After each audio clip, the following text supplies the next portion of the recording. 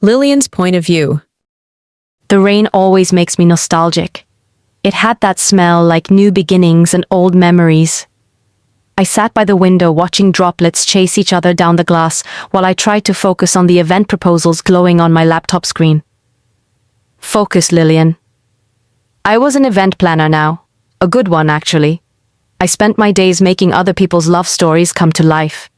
Weddings, engagements, anniversaries, the things I once believed in with my whole heart. The irony never failed to sting. My phone buzzed with a message from Ella. Meeting at 3. New clients bringing their architect. Don't be late, Miss Perfectionist. I smiled faintly and texted back. Wouldn't dream of it. Architects. Great. The word itself made my stomach tighten. I hadn't been around one since Ethan. Ethan Carter, the man I almost married. The man I walked away from 2 weeks before our wedding because I couldn't keep loving someone who was already halfway gone. I told everyone it was mutual. It wasn't. I was the one who broke. When the clock hit 3, I fixed my blazer and walked into the meeting room. Ella was already there, chatting with the clients, a sweet couple starting a restaurant downtown. I smiled and shook their hands, pretending I wasn't feeling anything except professional calm. Then the door opened. And just like that, every wall I built over the years cracked. He stepped in, tall, composed, and too familiar. Ethan Carter. His hair was shorter, his jawline a little sharper, and his eyes, those calm, stormy eyes, still the same. For a second, the whole room faded. It was just him. Lillian, he said softly, and my heart stuttered. Ethan, I managed, forcing a polite smile that felt like it might break my face. Ella's eyes darted between us. Wait, you two? We used to work together, I said quickly. That was easier than we were supposed to get married. He nodded slightly, taking a seat across the table. I could feel his gaze, sometimes quiet, heavy as we discussed layouts and budgets. I tried to sound confident, detached, but my voice trembled once when his hand brushed the folder near mine. When the meeting finally ended, I gathered my things too fast. But before I could leave, his voice came again, lower this time. Lillian, can we talk for a minute? I froze. For 5 years, I'd imagined what I'd say if I ever saw him again. Angry words, maybe an apology, maybe silence. But now that he was right here, I couldn't seem to breathe. I don't think there's anything left to say, I whispered. His eyes softened. There's plenty, but not now. Then, after a pause, he said, Looks like we'll be working together again. And that was how the universe decided to open an old wound I'd barely managed to close. Ethan's point of view. 5 years. That's how long it took me to stop looking for her in every crowd. And still, one look at her, and I knew time hadn't done a damn thing. Lillian Garcia. I'd spent years pretending I'd made peace with her leaving, that the silence she left behind didn't echo through everything I built. But when she looked up in that meeting room, her eyes wide and unsure, I felt it again, the loss, the guilt, the 1,000 unsaid things. She looked different, though. Stronger, more composed. Her curls framed her face in that same soft way. But there was something steadier in her now, like she'd learned to carry her heartbreak quietly. I wanted to say something, anything. But all that came out was her name. Lillian. And when she said mine, Ethan, it was like hearing a song I'd forgotten the melody of. The meeting went on in a blur. I heard numbers, designs, ideas. None of it mattered. My focus kept drifting back to her hands, her voice, the way she avoided looking directly at me. She still wore that silver bracelet I gave her the night I proposed. That nearly undid me. When it ended, everyone started leaving. She did too. But I couldn't let her go, not again. Lillian, can we talk for a minute? I asked quietly. She hesitated, eyes flickering up at me, and for a heartbeat, I saw that same woman who once trusted me with her whole heart.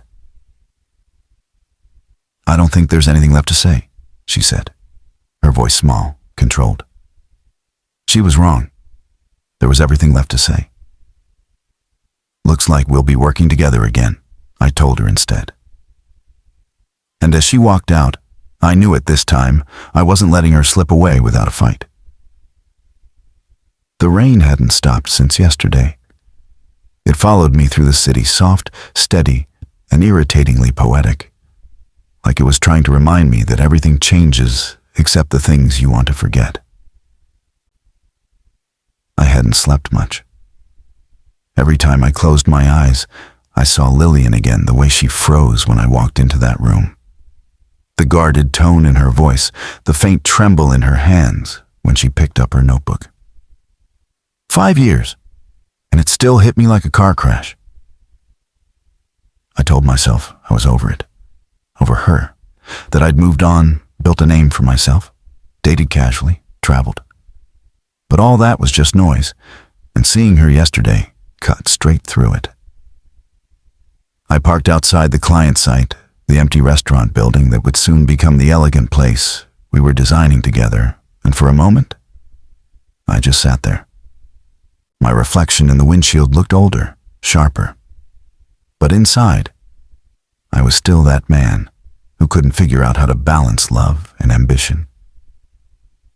Back then, I thought success would make me enough for her, that building something big would mean something. I didn't realize what I was tearing down in the process. When I finally walked inside, I saw her. Lillian stood near the windows, tablet in hand, talking to Ella and Jerome. She wore a simple beige sweater tucked into dark jeans, her curls falling around her shoulders. Professional, calm, completely in control.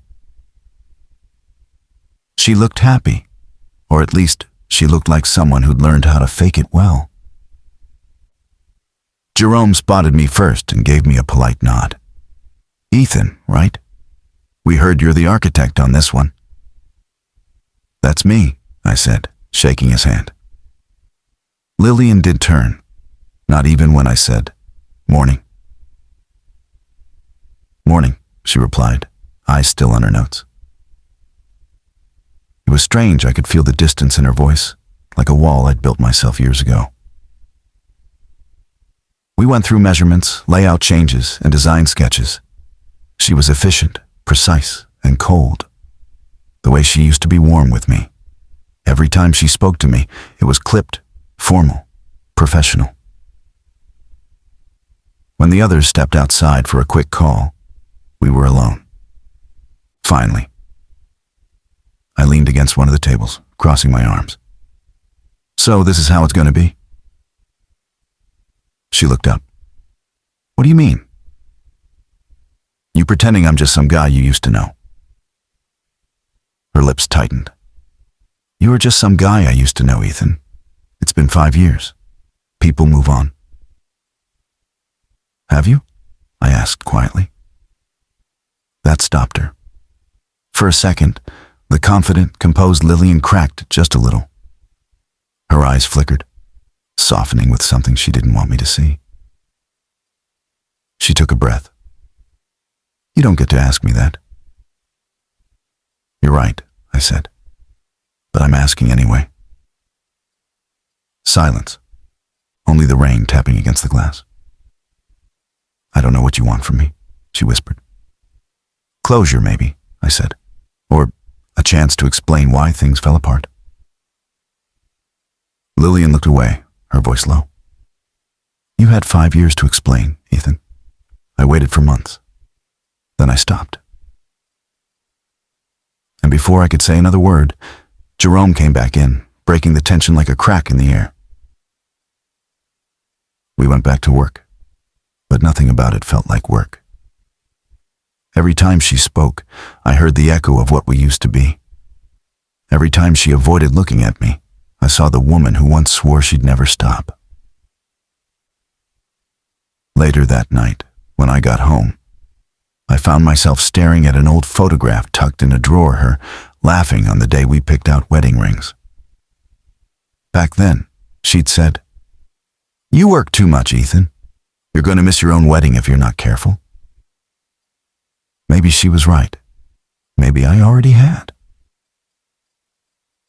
But now she was back in my life, not by accident, not by choice, but by something that felt a lot like fate. And this time, I wasn't going to let silence win. I didn't sleep that night. Every time I closed my eyes, I saw him again, the way he looked at me across the table. Quiet but piercing, like he was searching for the pieces of us that hadn't completely burned out. It made my chest ache, that kind of deep ache you can't name. I tried distracting myself with Netflix, scrolling endlessly, but nothing worked. So, I ended up in my kitchen at 2 a.m, drinking chamomile tea and staring at the city lights through my window. The steam curled up against my face, and I whispered to myself, "You're fine, Lillian. You're over him." But the words didn't sound real. The next morning, Ella was already in the office before me, leaning against my desk with her usual coffee and gossip. "You look like someone who stayed up all night rethinking life choices," she teased. "I did not," I said, setting down my bag. She gave me a look. "Don't lie. You were totally thinking about the architect." I groaned, sinking into my chair. "Ella." "What? He's fine. I saw the way he looked at you yesterday. That man is still in love." I tried to laugh it off, but it came out tired. "You're reading too much into it. Ethan and I are ancient history." "Uh-huh, sure," she said, sipping her latte dramatically. I didn't argue, because deep down, I wasn't sure if I even believed myself anymore. By the time I reached the site later that day, the sky had cleared. Warm sunlight poured through the dusty windows, glinting off rolls of blueprints spread out across the floor. Ethan was already there, crouched over a table, sketching something. His sleeves were rolled up, forearms flexing slightly as he drew. I hated how easily the sight of him made my heart remember the quiet mornings we used to share, the way he'd hum softly when he worked, how safe I once felt just sitting near him. He looked up when I walked in. "Hey." I nodded. "Morning." He hesitated before speaking again. I made some changes to the layout. Thought you might want to look at them." He slid the drawing toward me. His handwriting was still the same, clean, sharp, meticulous. I leaned over to study it, keeping my distance, but not far enough. I could smell his cologne, subtle, familiar, dangerously nostalgic. "It's good," I said after a moment. "You always had an eye for detail." He smiled faintly. "You used to say that when I stayed up all night fixing blueprints." "I remember," I said softly before I could stop myself. For a second, silence hung between us, filled with memories neither of us wanted to admit were still alive. Then Ethan spoke again, voice low. "Lillian, I never got to tell you how sorry I am." My throat tightened. "Ethan, don't." "I mean it," he insisted, standing up slowly. "You didn't deserve what I put you through. I was consumed by work, by trying to prove myself. I thought I had time. I thought you'd always be there." The honesty in his voice made my chest hurt. "I waited for you," I whispered. "I waited, Ethan. I begged for you to notice that I was slipping away, but you were too busy chasing something that didn't even matter." His jaw clenched, guilt flickering across his face. "It mattered because I wanted to give you more. I wanted to build us a future." I met his eyes. "But you weren't in it anymore." He stepped closer, slowly, as if afraid I'd run. "I never stopped loving you, Lillian. I just didn't know how to love you the right way back then." My pulse jumped. The air between us felt heavier than the past. I turned away before I could fall into old habits. "We can't do this. We have a project to finish, and I can't mix my heart with my job." "Then just tell me you feel nothing," he said quietly. "Look me in the eye and say it." I froze, because I couldn't. My silence said everything. Later, after the meeting ended and everyone left, I stayed behind to tidy up. The room smelled faintly of dust and coffee.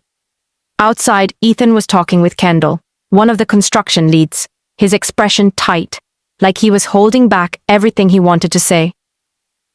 When he finally looked at me again from across the lot, it wasn't anger or frustration I saw.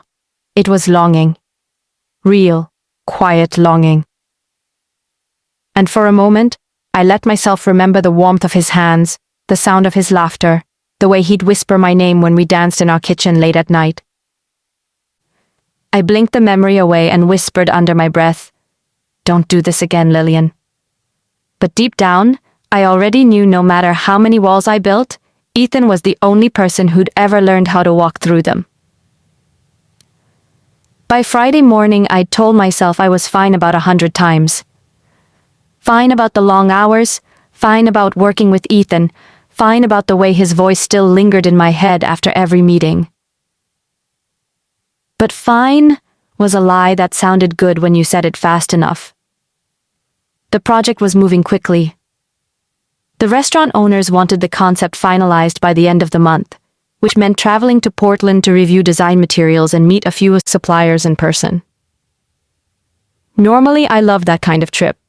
It was easy to lose myself in the details, the colors, the lighting, the layout, the story behind every corner of a space. But when Ella handed me the printed itinerary that morning, I almost dropped my coffee. "Ethan's going with you," she said casually, flipping through the pages. "The clients requested both of you be there. They said it's easier to align the interior planning with the architecture side." "Both of us," I repeated, slower than necessary. She grinned. "You'll be fine. You're a professional." Right, a professional, who once planned to marry the man she'd now have to sit next to on a 2-hour flight. The airport was crowded, noisy, full of people rushing past each other, some meeting, some leaving, some saying painful goodbyes, the kind of place that made you aware of every goodbye you'd ever said. Ethan was already waiting by the gate when I arrived, his navy jacket folded neatly over his arm, a travel coffee cup in hand.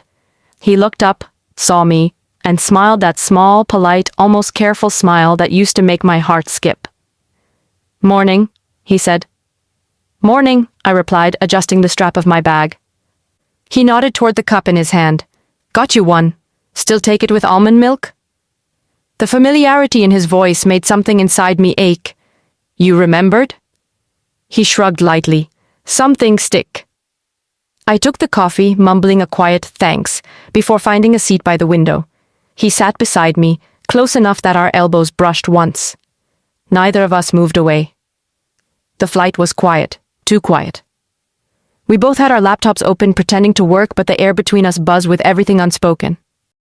At one point, the turbulence hit hard enough to jolt the plane. My hand gripped the armrest automatically, and so did his.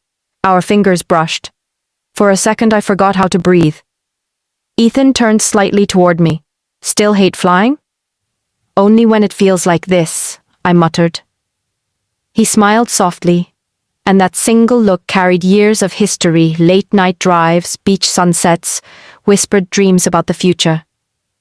When we landed, it was already raining thin, silver sheets sliding over the airport glass. We shared a car to the hotel, the kind of small-town place where everything smelled like pine wood and rain.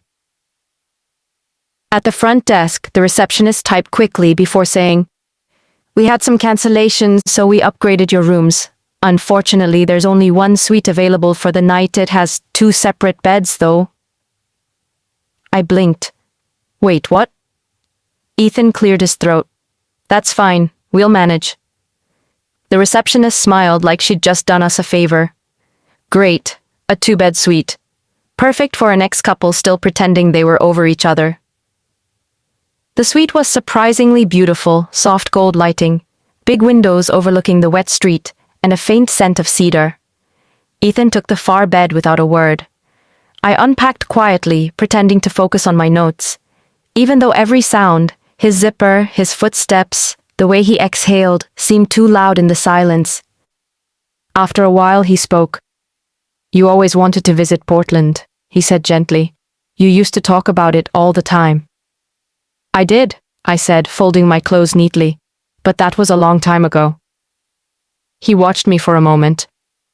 "You still fold your clothes like that?" perfect edges. You used to tell me it made you feel in control. I looked up at him, heart pounding. You remember a lot for someone who claims to have moved on. His eyes softened. I never said I did. The words hung in the air, heavy, quiet, and dangerously honest. I looked away first, pretending to check my phone. We have an early meeting tomorrow, you should get some sleep. He smiled faintly. You always end conversations right when they get real. I learned from the best, I whispered, almost too softly for him to hear. He chuckled under his breath, and for the first time in years it wasn't awkward. It was familiar, comfortable, like slipping into something that used to fit perfectly. Later, as the rain grew louder against the window, I lay awake staring at the ceiling. The city lights flickered across the room, painting his face in golden shadow as he slept on the other bed, peaceful, steady, too close for my heart's safety. And even though I told myself 1,000 times to stop feeling, my mind betrayed me. Because as I watched him breathe, all I could think was, what if this time we get it right? I couldn't sleep. The rain had slowed to a gentle hum outside, soft and steady like a heartbeat I couldn't quiet. The room was dark except for the thin strip of city light bleeding through the curtains. It touched everything: the carpet, the nightstand, and the man sleeping across from me. Ethan lay on his back, one arm over his chest, breathing evenly. He looked calm, untroubled, the complete opposite of how I felt. My chest ached with things I hadn't said in 5 years. Things that still pressed against my ribs like unhealed wounds. I turned to face the window, trying to steady my breathing.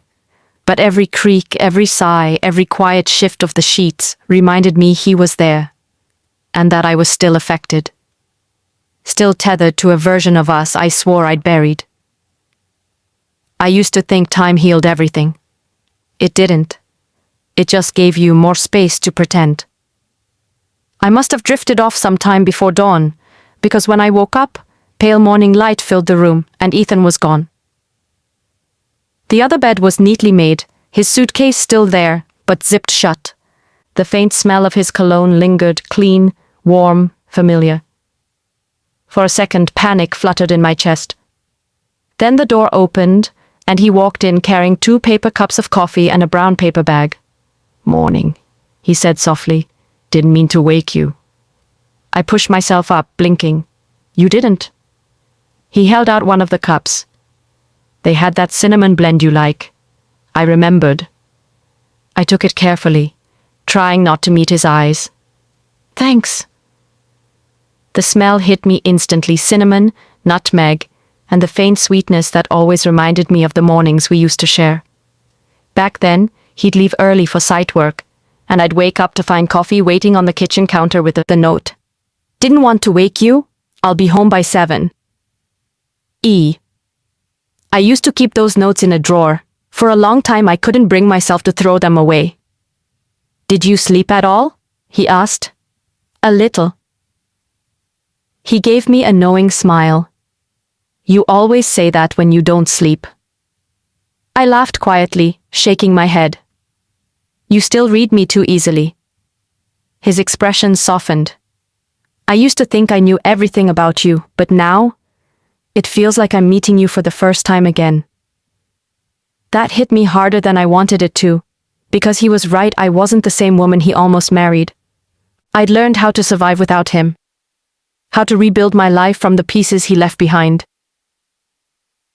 But hearing him say that he wanted to know me again stirred something deep, something dangerous. I looked away, focusing on my cup. "Maybe you shouldn't." "Why not?" "Because," I said, voice lower now, "I don't know if I can go through that again, Ethan. The long hours, the waiting, feeling like I'm loving someone who's already halfway gone." He didn't argue. He just stood there, quiet, like he was absorbing every word. "Finally," he said. "I deserved that, every bit of it." I looked up at him, then really looked. He wasn't the same man from 5 years ago. His eyes carried exhaustion, but also sincerity. He sat down on the chair opposite me. You know what I realized, Lillian? Back then I kept chasing the next big project because I thought success would fix everything. I thought it would make me enough for you, but I was wrong. You never wanted any of that. You just wanted me home. My throat tightened. I wanted us, I whispered. He nodded slowly. I know.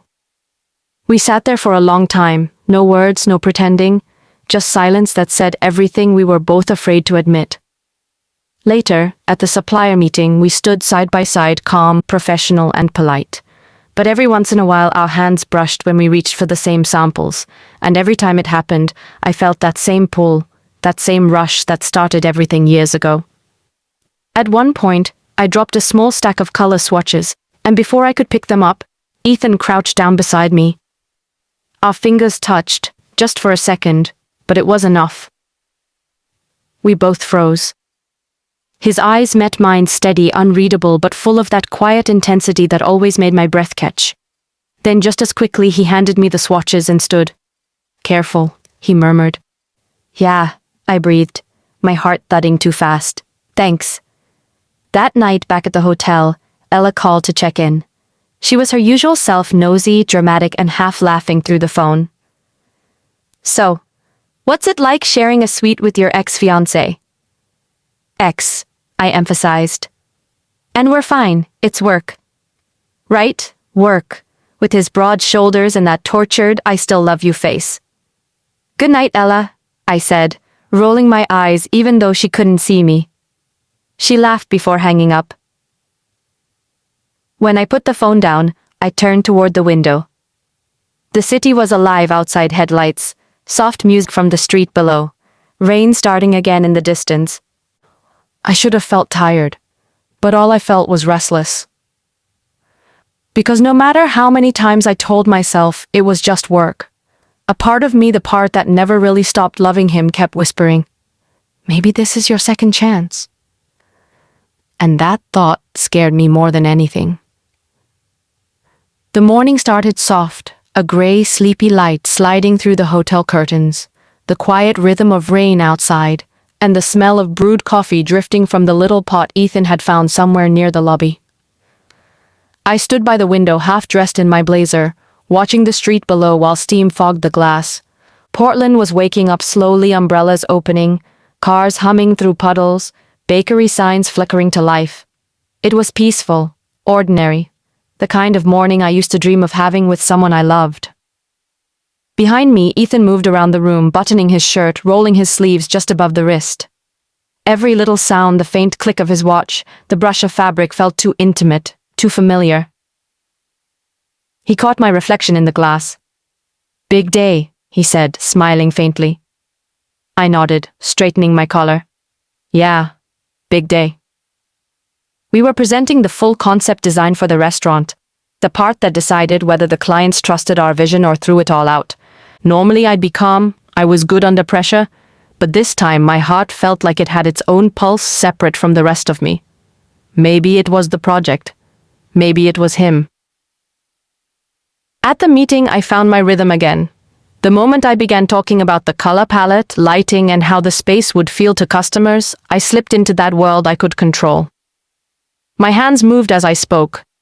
I showed slides, sketches, fabric samples.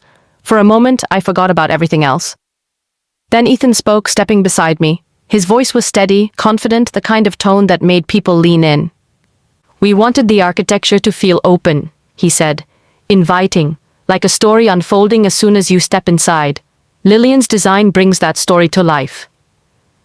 The way he said my name made me pause. It wasn't just professional. It was proud. When I glanced at him, he was already looking at me, not with the cool detachment of an architect talking about his colleague, but with that same old warmth I hadn't seen in years. The kind that used to make me feel seen, completely, like I was the only one in the room. For a split second, our eyes held. Something flickered, something I'd buried so deep I almost didn't recognize it. After the presentation, the clients were thrilled.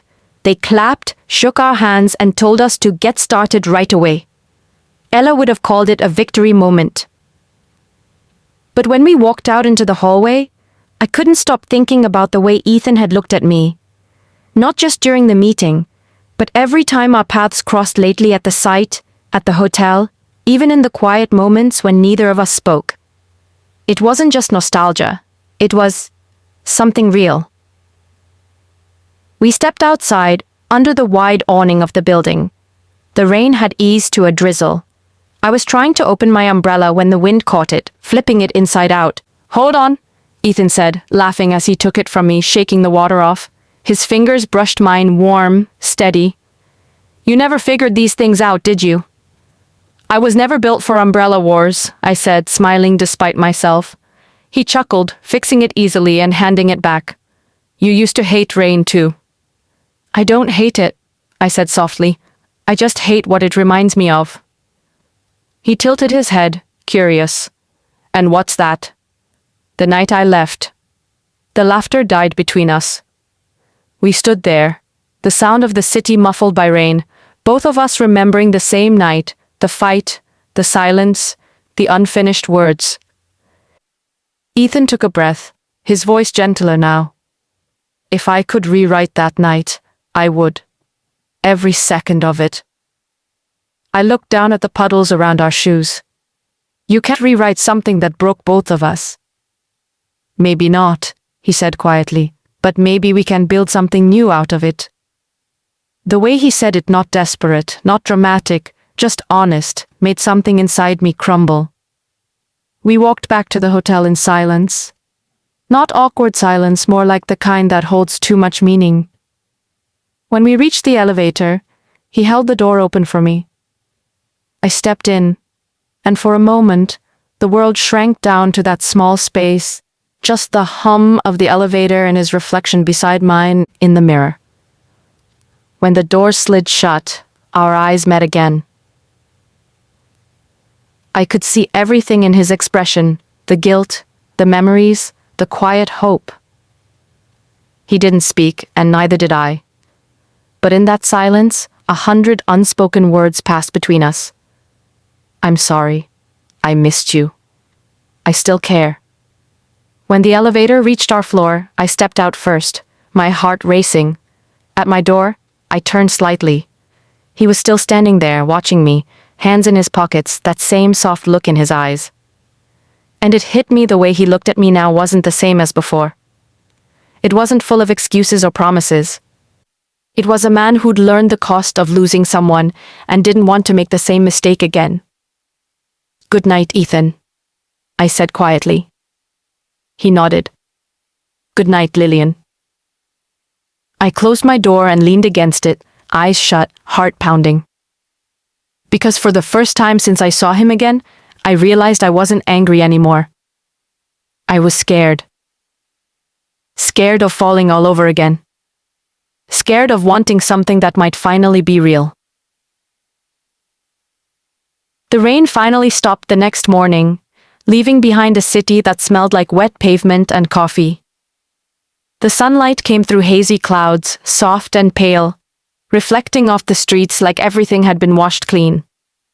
I wasn't ready to feel new yet.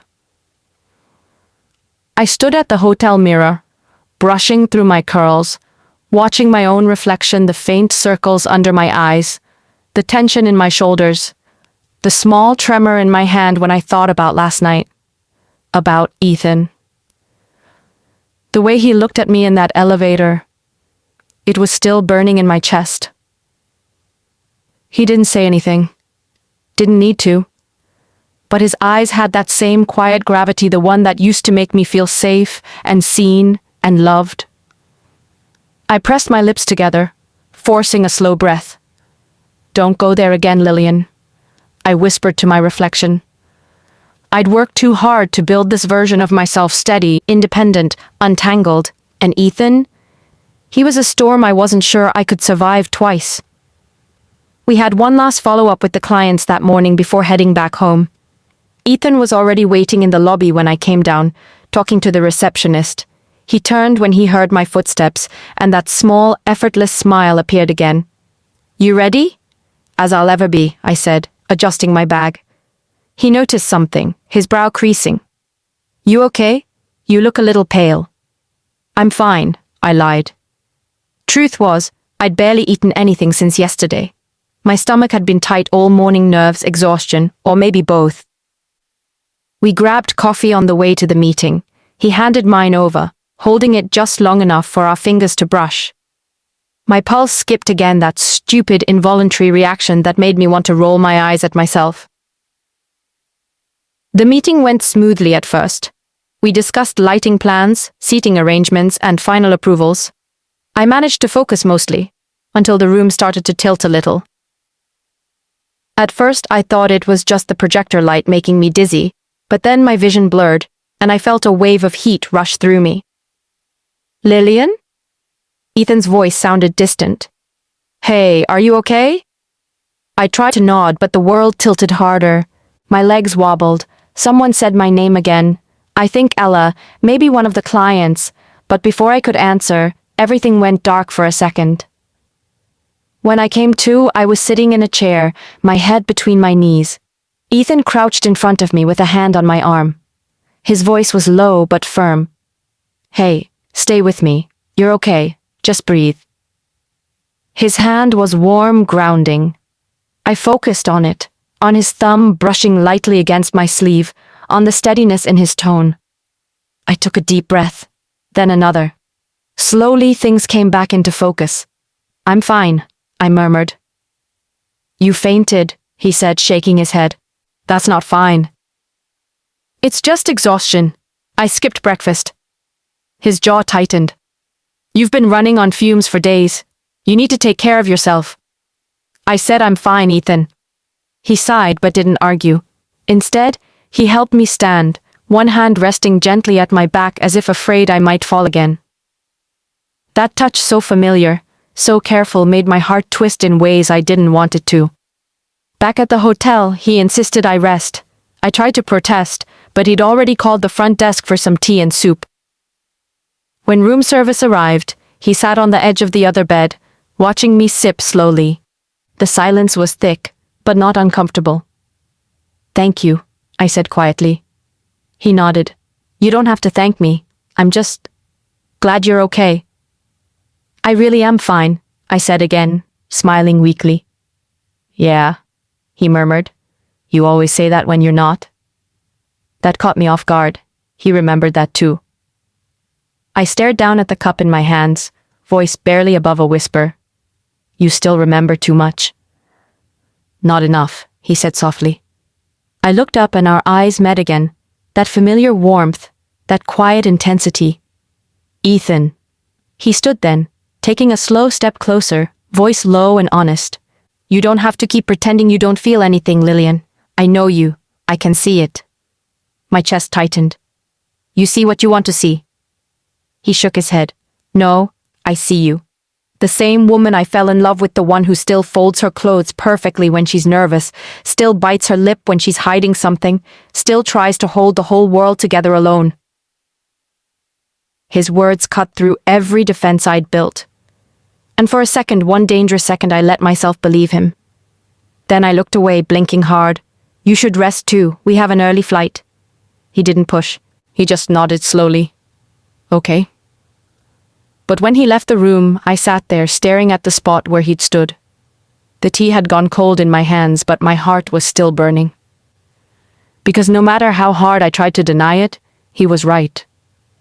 The walls I'd built weren't made of steel anymore. They were starting to crack. The next morning, the world felt softer somehow. The rain had stopped, leaving a thin mist that curled through the city streets like breath. The air smelled like wet earth and coffee, and for once, the sky looked calm, a pale blue stretched over Portland's rooftops. Ethan and I didn't say much while checking out of the hotel. The silence between us wasn't cold anymore. It was full. Like both of us had too much to say and didn't know where to start. He carried my suitcase without asking, and when I told him he didn't have to, he just gave me that faint smile that said he was going to do it anyway.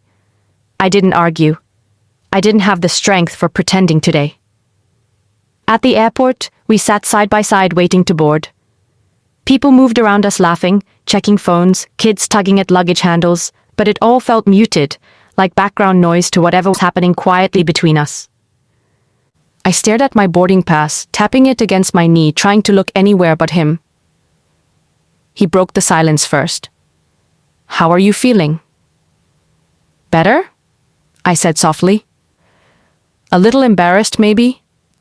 He chuckled. "You fainted for 5 seconds, not declared bankruptcy. You'll survive." I laughed, surprising myself. "Thanks for the reassurance." He turned slightly toward me. "You scared me, though." His voice had changed lower, honest. Not teasing, it made me look up. "I thought..." He paused, searching for the right words. "I don't know. It just hit me that I still care about what happens to you. More than I probably should."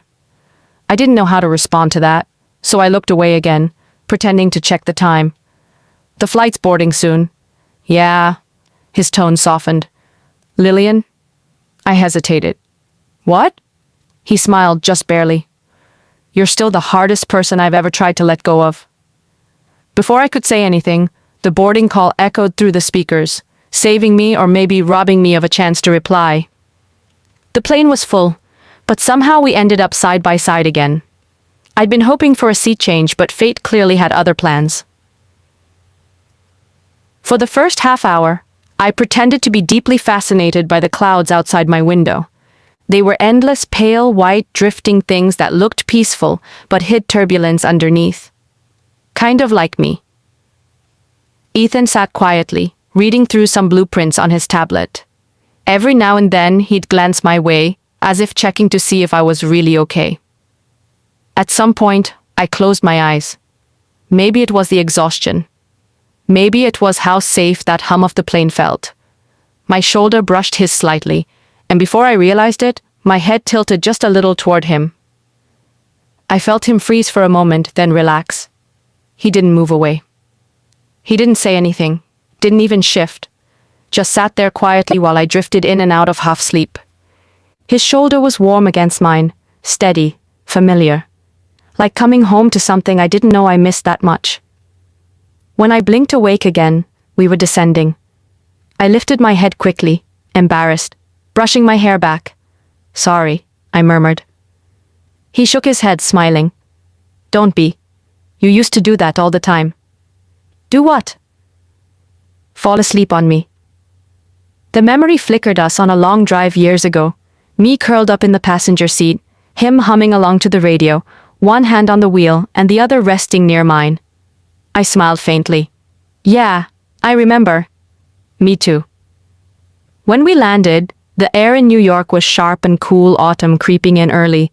The city felt louder, faster, impatient to pull me back into real life. We collected our bags in silence, moving through the crowd until we reached the exit. Outside, the wind tangled my hair, and for a second, it felt like the world had gone quiet again. Ethan turned to me. "I'll drop you home." "That's not necessary." "Lillian," he said gently. "Let me." I hesitated, then nodded. "Okay."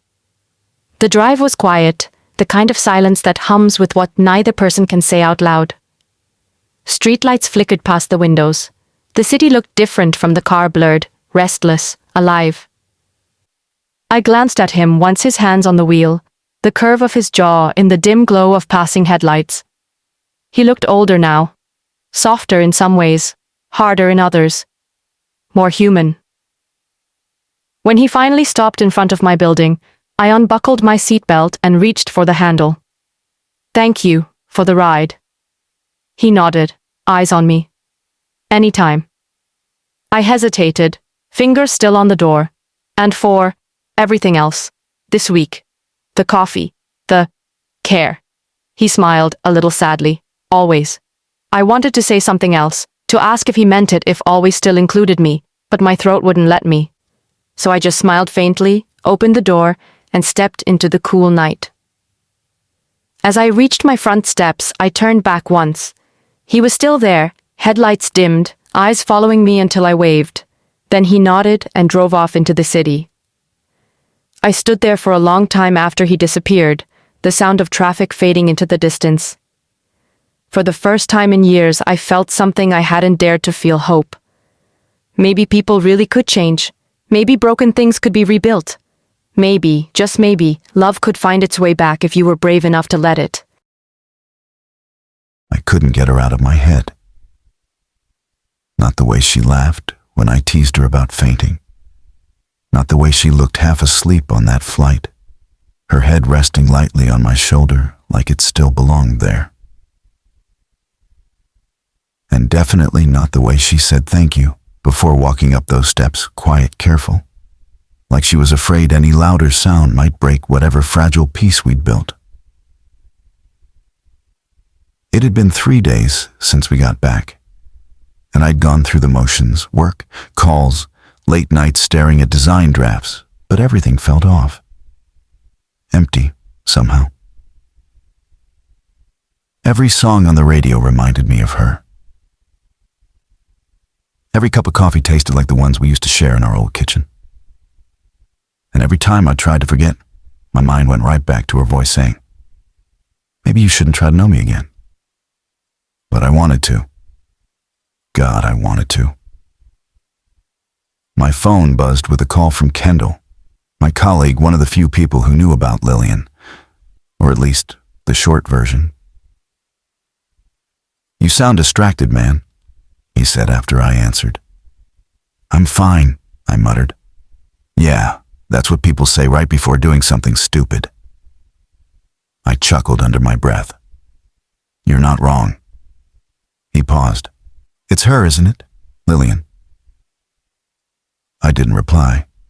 That was answer enough. "You've been different since Portland," he said. "Not bad different, just lighter, but also like you're holding your breath."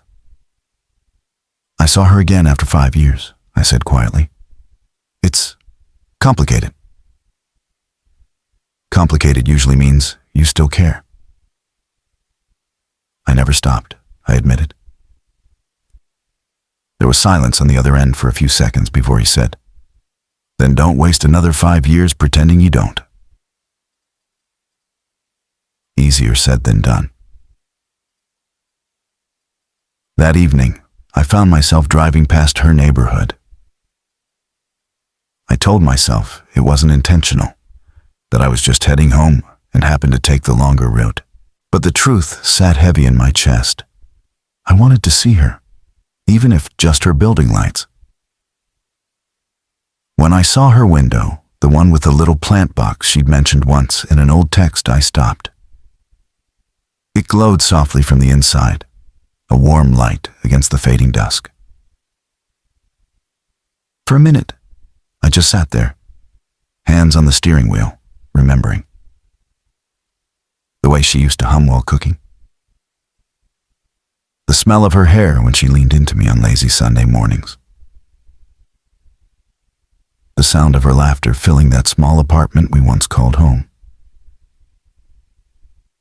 It felt like a lifetime ago, and yet, right there, it was as fresh as if I just left her that morning. I got out of the car before I could change my mind. When she opened the door, she looked surprised, hair tied back messily, wearing an oversized sweater and leggings. She wasn't expecting anyone, definitely not me. "Ethan," she said slowly, "what are you doing here?" I exhaled, half smiling. "I wasn't sure, I just wanted to see you." Her brows pulled together. "You could have called." "I thought you wouldn't answer." That earned a small laugh, soft, tired. "You're not wrong." We stood there for a few seconds, the city noise filling the space between us. "Can I come in?" I asked. She hesitated, glancing past me like she was weighing the risk. Then she nodded. "Yeah, sure." Her apartment smelled like vanilla and paper candles and the faint scent of coffee. It was smaller than the one we used to share, but it felt like her. Neat, cozy, full of warmth she probably didn't even realize she radiated. "Nice place," I said, taking it in. "Thanks, it's home." That word stung a little, not because she said it, but because once, home had meant us. She handed me a mug of tea, probably out of habit more than anything else. "So," she said, sitting across from me on the couch, "what did you want to see me about?" I looked down at the mug, tracing the rim with my thumb. "I don't know. I just couldn't stop thinking about you." She sighed, leaning back. "Ethan." "Let me finish," I said gently. "I'm not here to make things complicated. I just need to say this once. I spent years trying to convince myself that what we had was timing, that it fell apart because I was too busy, too focused, too stupid. But the truth is, I lost you because I didn't fight for you when it mattered. And I can't keep pretending that doesn't eat at me every day." Her eyes softened, but her voice stayed calm. "People grow, Ethan. Maybe we were just young and scared." "Maybe," I said, "but I'm not scared anymore." Silence. The kind that fills a room with electricity. She looked down at her hands, twisting the edge of her sleeve. "You always know how to say things that make it harder to move on." I leaned forward slightly, searching her face. "Then don't move on. Just let me try again." She froze, her eyes meeting mine. "You can't just walk back into my life and ask for a second chance like it's easy." "I know," I said quietly, "but I'm here anyway." Her breath caught, and for a second, her walls faltered. I could see it, the flicker in her eyes, the way her lips parted just slightly before she looked away. "I don't know if I can trust that again," she whispered. "Then let me earn it." She didn't respond right away. The rain had started again, outside soft, rhythmic, almost like it was listening. Finally, she said, "You should go, Ethan. I need to think." I nodded slowly. "Okay." I stood, but before I left, I turned back at the door. "I'll give you space, but I'm not disappearing again, Lillian. I'm not that man anymore." And as I walked down the stairs, I heard her close the door gently, not slamming it, not locking it right away. Just closing it. There was a difference. Horse. That night, lying in bed, I replayed every second her voice, her hesitation, the small way her eyes softened at the end. Maybe she didn't believe me yet. But for the first time, I believed in us again. Sleep didn't come easily. Every time I closed my eyes, I saw her face, the uncertainty in her eyes when I said I wanted another chance, the way her fingers tightened around her sleeve, like she was holding herself together. I'd promised to give her space. But the thing about space is that it echoes, especially when someone you love lives on the other side of it. The next morning, I woke before sunrise. I went for a run, something I hadn't done in months. The city was quiet, just me, the rhythm of my shoes on wet pavement, and the faint hum of traffic starting to wake up. With every block I passed, I tried to clear my head, but everything circled back to her. Lillian. 5 years apart hadn't dimmed what I felt. It had just buried it under work, pride, and silence. And now that I'd seen her again, all of it had come back with sharp edges. When I got home, the apartment felt wrong. Too neat, too still. The life I'd built alone suddenly seemed small. I made coffee, sat on the couch, and opened my laptop, but the drawings in front of me blurred into nothing. I closed it and rubbed my temples. "You're a mess, Carter," I muttered to myself. Around noon, my phone buzzed. Jerome. "Hey, man," he said, sounding cautious. "You busy?" "Trying to be," I replied. "I heard you and my sister ran into each other again." I hesitated. "Yeah." You know she's not the same person, right? She worked hard to find peace after you. I know, I said quietly. That's what scares me. I don't want to ruin that. There was a long pause. Then Jerome said, "Then don't come back to prove something. Come back because you mean it.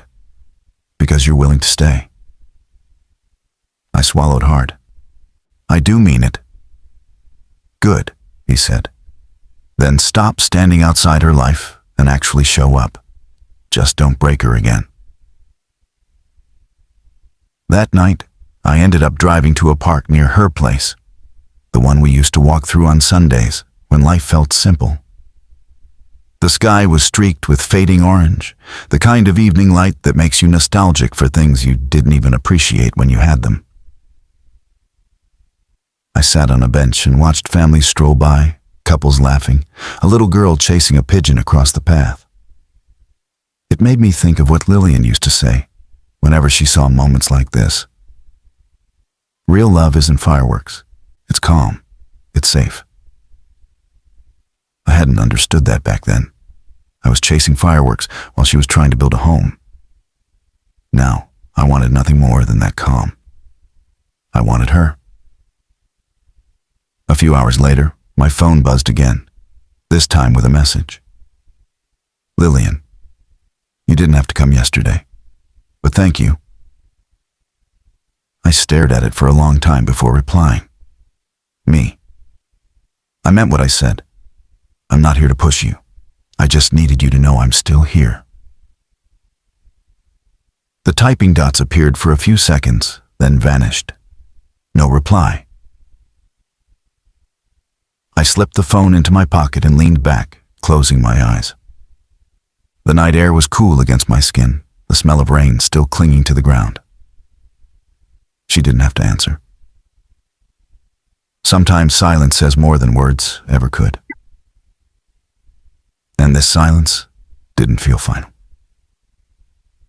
It felt like the pause between heartbeats, like maybe, just maybe, something was starting again. 3 days passed. 3 long days of waiting, checking my phone too often, and pretending I wasn't. Lillian hadn't replied to my last message. Not even a thanks.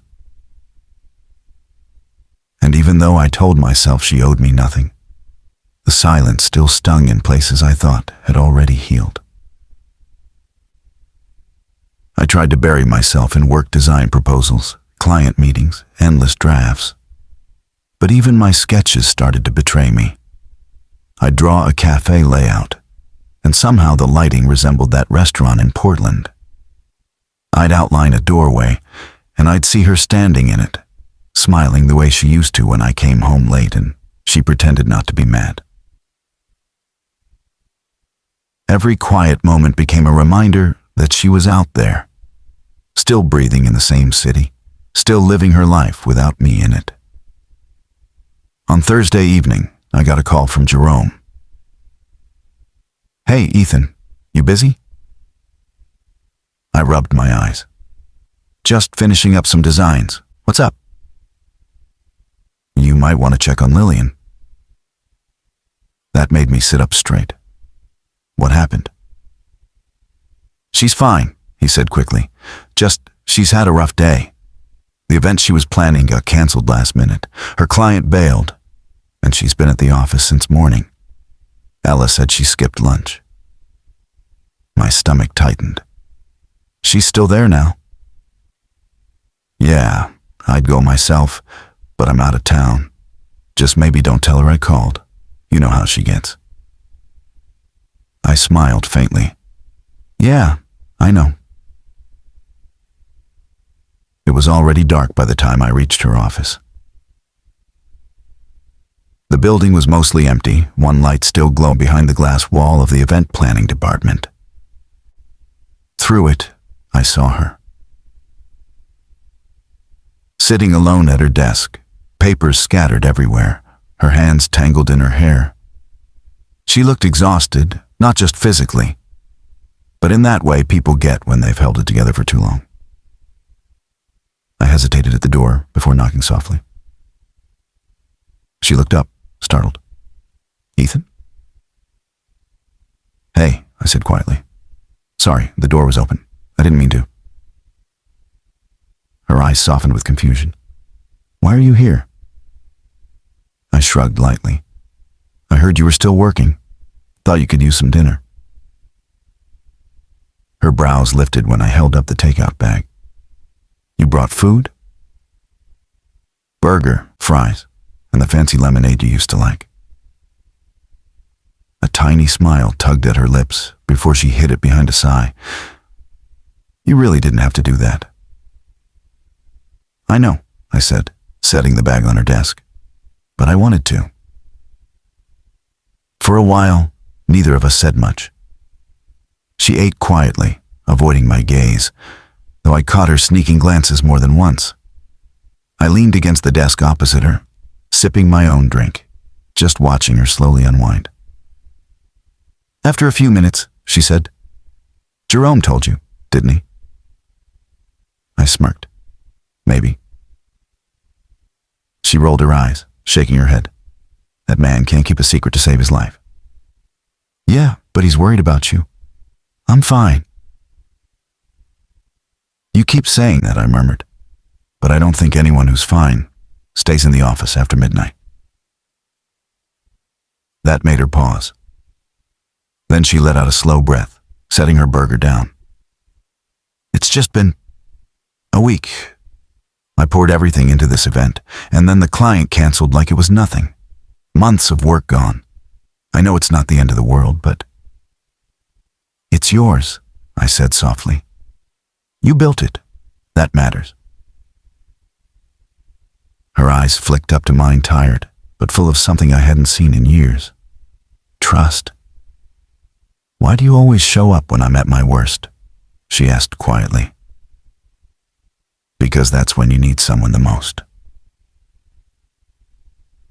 Her lips parted slightly, like she wanted to say something, but the words didn't come. Instead, she just looked at me, really looked for the first time since that night at her apartment. The silence between us was heavy, charged, but not uncomfortable. I could have said something, anything to fill it. But for once, I didn't. I just let it sit there, real and raw, the way it always should have been. Finally, she whispered, You shouldn't care this much, Ethan. I tried not to, I admitted. Didn't work. When I walked her out later, she stopped beside her car, turning to face me under the dim streetlight. The city hummed quietly around us, soft wind, the distant rush of traffic, the faint glow of passing headlights. Thank you, she said, for dinner and for showing up. Always, I said, meaning it. She hesitated, then smiled a small, tired, genuine smile that hit me harder than I expected. Good night, Ethan. Good night, Lillian. She got in her car and drove off. I stood there watching until her taillights disappeared down the street. Her silence still hadn't said yes. But it hadn't said no either. And for the first time in a long time, that felt like hope. It started with little things. Texts at odd hours, nothing heavy, nothing loaded, just check-ins. A picture of a half-broken centerpiece with, Ever think vases hate me? A reply from me. Probably just clumsy hands. You always rushed art. Then her simple, teasing response. Still think you know me, huh? That's how it began again, not with apologies or big promises, but with quiet, ordinary things. Things that felt almost normal, almost like before. A week after the night I brought her dinner, I stopped by her office with coffee. No reason this time, no emergency, just because. She was at her desk, reading through vendor contracts, her hair tied loosely, a pencil stuck behind her ear. The sight of her made my chest tighten in a way I'd almost forgotten how to name. When she looked up and saw me, a smile flickered small, uncertain, but real. "You have a habit of showing up with caffeine," she said. "And you have a habit of needing it," I replied, setting the cup down. She raised an eyebrow. "You remembered my order?" "Almond milk, no sugar, half shot of vanilla," I said. Her eyes softened, and something quiet passed between us. "Dangerous memory," she murmured. I smiled. "Selective one." That afternoon, I ended up staying longer than I meant to. We talked about work, about old friends, about small things like how Ella still can't keep secrets and how Jerome's overprotective streak hasn't faded. It was easy, almost too easy. At one point, she laughed a soft, unguarded sound that made my heart stumble. I hadn't realized how much I'd missed that sound. When the rain started outside, she moved to the window, leaning against glass. "It's like the world keeps circling back to rain," she said. "Maybe it's trying to remind us something," I said, standing beside her. "Like what?" "That sometimes things have to fall before they can start again." She turned to look at me, eyes meeting mine. For a moment, neither of us breathed. Then her phone buzzed on the desk, breaking the spell. She stepped back, exhaling softly, the spell of the moment slipping away. Over the next few days, I kept finding excuses to see her. Lunch breaks, site visits, meetings that didn't really require both of us. And every time, I told myself it was work, that I was just being professional. But every look she gave me, every soft laugh, every brush of her hand against mine when we reached for the same file, it chipped away at that lie. She was letting me in again, little by little. Not with words, not with promises, but with presence. That night, I sat in my car outside my apartment, unable to go inside. Instead, I scrolled back through our old messages, the ones from years ago, before everything fell apart. Conversations about furniture and dinner plans, about dreams and deadlines, about the house we'd never built. I closed my eyes, breathing in the quiet hum of the city. This time, I wanted to do it differently. No rushing, no grand gestures, no empty words. Just time and truth. The following Friday, I found myself at her office again. She was wrapping up a client call, her voice calm, professional. When she hung up, she gave me a look, half amusement, half suspicion. "Don't you have your own office?" she asked. "I do," I said, grinning. "It's just boring without you arguing about color palettes." She laughed, shaking her head. "You're impossible." "Maybe," I said softly, "but I'm here." Her expression shifted then, something fragile, something she didn't hide quickly enough. "You always say that now." "I mean it," I replied. "I should have meant it then too." She looked away, picking up her papers. "You can't rewrite the past, Ethan." "I don't want to," I said. "I just want a future that doesn't end the same way." For a heartbeat, she didn't move. The only sound was the rain starting again against the windows. "Finally," she said, "you talk like you still believe in us." "I never stopped," I said. Her lips parted, but no words came. She just stared at me, eyes glistening faintly under the office light. Then she whispered, almost to herself, "That's the problem." Before I could ask what she meant, Ella burst into the room, breaking the moment with her usual energy. "Lillian, the decorators sent the wrong—" She stopped mid-sentence, her eyes flicking between us. "Oh, sorry. Didn't mean to interrupt whatever that was." Lillian's cheeks flushed faintly. It was nothing. But it wasn't nothing. Not even close. That night, I couldn't stop replaying her words. That's the problem. Maybe she still cared. Maybe she was scared of caring too much. Maybe what she was really saying was, I believe you. I just don't know if I can trust what I feel anymore. And if that was true, I'd wait. I'd wait as long as it took. Because love wasn't fireworks anymore. It was this showing up quietly, staying, even when the silence hurt.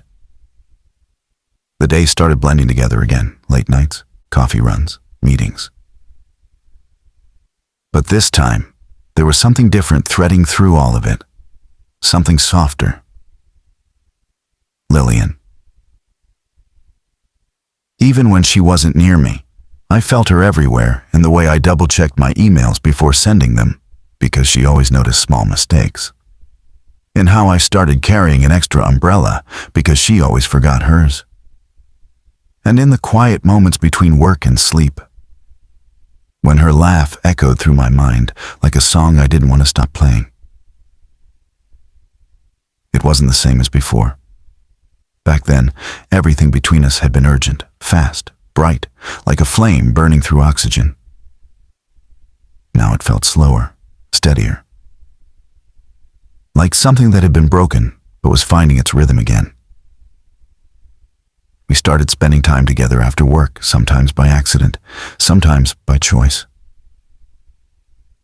One evening, I found her at the cafe down the street from her office, sitting alone with her laptop open and a cold cup of tea beside it.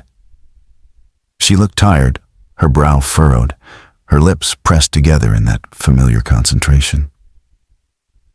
"Still working?" I asked, walking up. She jumped slightly, then relaxed when she saw me. "You have a talent for appearing out of nowhere." "I've been told it's unsettling," I said, smiling as I slid into the seat across from her. She laughed softly, closing her laptop. "I'm done for the night anyway." "Good," I said. "You look like someone who's been carrying too much again." Her smile faded into something smaller, more fragile. "That's kind of my thing." "I know," I said quietly, "but it doesn't have to be." She didn't answer right away. Her eyes drifted to the window, where the evening light was fading into gold. The silence between us wasn't awkward. It was heavy with everything we weren't saying. "I used to think you didn't see how hard I tried," she said finally. My throat tightened. "I did. I just didn't know how to show you that I saw it." Her gaze met mine then, steady but soft. "That's what broke me, Ethan. Not that you were busy. Not even that you missed things, but that you stopped seeing me. I was still there, right beside you, and you didn't notice." I swallowed, the weight of her words sinking deep. "I notice now." "I know," she said, her voice barely above a whisper. "That's what scares me." We sat there until the cafe lights dimmed and the staff started cleaning up. I walked her out into the cool night air, the street glowing with warm lamplight. When we reached her car, she turned to me. "You shouldn't keep showing up like this." "Why not?" "Because you make it harder to stay angry." I smiled faintly. Maybe that's not a bad thing. She sighed, shaking her head, but there was a flicker of something in her eyes, a softness she didn't hide fast enough. "Good night, Ethan." "Good night, Lillian." The next day, she stopped by my office unannounced, holding a small paper bag. "Peace offering," she said, setting it on my desk. I looked inside. "Chocolate croissant." She nodded. "You used to survive on them during deadlines. Figured you might still be terrible at eating real meals." I laughed. "You're not wrong." She smiled, and looked around my office, the sketches pinned on the walls, the models half-built, the scattered pens. "You've changed this place," she said. "It feels lighter." "Maybe I am," I said. When she looked back at me, I added, "You have that effect." Her cheeks flushed slightly. She looked away, pretending to study the floor. "You always did know how to say the right thing when it mattered least." "I'm trying to get better at saying it when it matters most." Her eyes lifted to mine again. And for a second, the world shrank to just that. The look between us, full of history, hesitation, and something dangerously close to love. That night, I couldn't sleep. Not because I was restless, but because every memory of her kept replaying her laughter in the cafe, the way she said, "You make it harder to stay angry," the soft look she tried to hide in my office. I got up, poured myself a glass of water, and stood by the window, looking out at the city lights. It was strange how love could come back like this. Not in grand gestures, not in second chances declared under the rain, but in quiet moments of kindness. In the things she didn't say. The way she lingered a little longer before walking away. The way she smiled when she thought I wasn't looking. The way she said, "You shouldn't keep showing up," but never actually told me to stop. Those small, unspoken things said more than any confession ever could. The next morning, I found myself texting her before I could overthink it. "Me. Busy today?" She replied a few minutes later, "Lillian. Always. Why?" "Me. Because I was thinking about dinner. My treat." There was a pause, those blinking dots again. "Lillian. We'll see." It wasn't a yes, but it wasn't a no either. And for now, that was enough. Because sometimes, love doesn't come back with a promise. It comes back as almost something. And that's where everything real begins. The text sat on my screen all morning. Because I was thinking about dinner, my treat. I kept rereading it between phone calls, pretending I hadn't already memorized every word. Ethan Carter had a way of being simple and complicated at the same time. Never too much, never too little. Just enough to make me feel the things I tried not to. Ella saw the message over my shoulder, of course. She gasped like it was breaking news. "Oh my God, is this the dinner text?" "It's a text," I said flatly, shuffling papers. "With him," she pressed. "You can't say no forever, Lil." "I'm not saying no," I muttered. "I'm saying we'll see." She grinned, sipping her coffee like a villain in a rom-com. "Girl, we'll see means yes with anxiety." I laughed despite myself. Maybe it does. By 6 o'clock, I was still arguing with my reflection. I told myself it was just dinner, work friends, catch up, nothing heavy. But the butterflies in my stomach didn't care about definitions.